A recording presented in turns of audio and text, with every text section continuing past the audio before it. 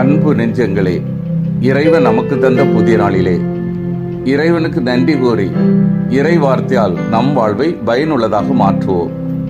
இறைவன் நம் அனைவரை நிறைவாக ஆசிர்வதித்து பாதுகாத்து வழி நடத்துவாராக. இன்றைய நற்செய்தி வாசு சிந்தனை, இயேசுவை கொலை செய்ய திட்டம்.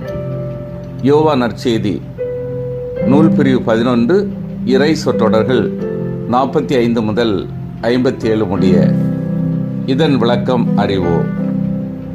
இயேசுவின் செயல்கள் மற்றும் சொற்கள் காரணமாக யூதர்கள் பலமுறை அவரை கொல்ல பார்த்தனர்.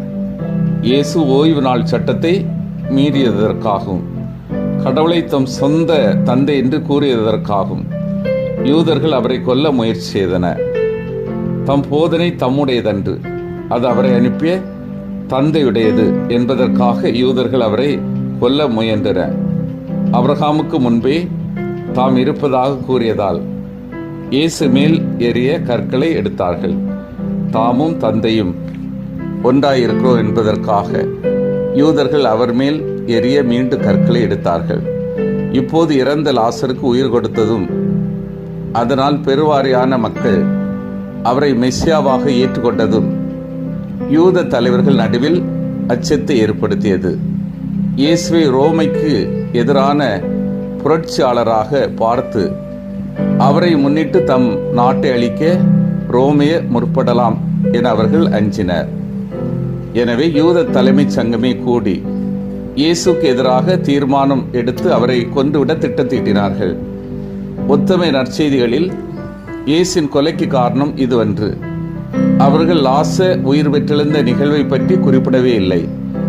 அங்கு இயேசு மனித கையால் கட்டப்பட்ட இந்த திருக்கோயிலை இடித்துவிட்டு கையால் கட்டப்படாத வேறொன்றை 3 நாளில் நான் கட்டி எழுப்புவேன் என்று கூறியதாக குற்றச்சாட்டு கூறி அதன் அடிப்படையில் இயேசுவை கொல்ல தீர்மானம் செய்கின்றனர்.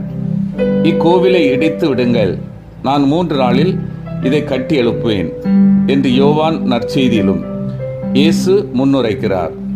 ஆனால் இவ்விறை வாக்கு இயேசுவின் பணி தொடக்கத்திலேயே கூறப்பட்டது. இவ்வாறு யோவான் நற்செய்தியில் இவ்விறை வாக்கு இயேசுவின் கொலைக்கு காரணமாக்கப்படவில்லை. அன்பார்ந்தவர்களே, இன்றைய நற்செய்தி வாசகத்தில் இயேசுவின் மேல் நம்பிக்கை கொண்டவர்கள் இருந்தனர். இயேசுவின் மேல் நம்பிக்கை இல்லாமல் எதிர் சாட்சியாக இருந்தவரும் உண்டு. எதிர்மறையான நபர் கயபாவிடமிருந்து இறைவாக்கு சிந்தனை எழுந்தது உண்டு. ஒரு மனிதர் மக்களுக்காக இறப்பது நல்லது என்ற இறைவாக்கை கயபா என்ற தலைமை குரு கூறுவதை இன்றைய நற்செய்தியில் வாசிக்க கேட்கிறோம். இயேசு உலக மக்கள் அனைவருக்காகவும் இறந்தார்.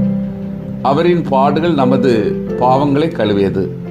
இன்றும் அநேக மக்கள் இயேசுவின் பாடுகளை நினைத்து கண்ணீர் வடிப்பதையும் அவற்றை தனி மனிதரின் துன்பங்களோடு தொடர்புபடுத்தி துன்பங்களை சமாளிக்கும் ஆற்றல் பெறுவதையும் கண்கூடாக காண்கின்றோம். இயேசுவின் இறப்பு நமது மீட்பு. தீமை செய்பவர்கள் தீமையிலிருந்து திருந்துவதற்கு பதிலாக இயேசுவை ஏற்றுக்கொள்வதற்கு பதிலாக இயேசுவை கொல்ல திட்டம் தீட்டுகின்றனர். நாம் எவ்வாறு இருக்கிறோம்?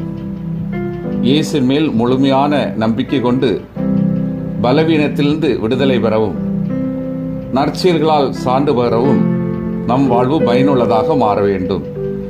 தீமை செய்யாமல், தீமை செய்பவரோடு தோழமை கொள்ளாமல் நன்மையால் தீமையை வெல்வோம். உண்மையான அன்பால் பகைமையை வேரோடு நீக்குவோம். சிந்தித்து தியானித்து செயல்படுவோம். நான் இயேசுவின் செயல்களில் நம்பிக்கை கொண்டுள்ளேனா? என்னிடம் இரட்டை வேடம் மனநிலை உண்டா? இயேசுவின் முழுமையான தற்கையளிப்பை உணர்ந்து வாழ்கின்றேனா? மன்றாடுவோமாக. வல்லமை மிக்க இறைவா, நாங்கள் அனைவரும் இயேசுவின் செயல்களில் நம்பிக்கை கொள்ளவும் எங்களிடம் இரட்டை வேடம் மனநிலை மாறவும் இயேசுவின் முழுமையான தற்கையளிப்பை உணர்ந்து வாழவும் வரம் தாரும். ஆமீன்.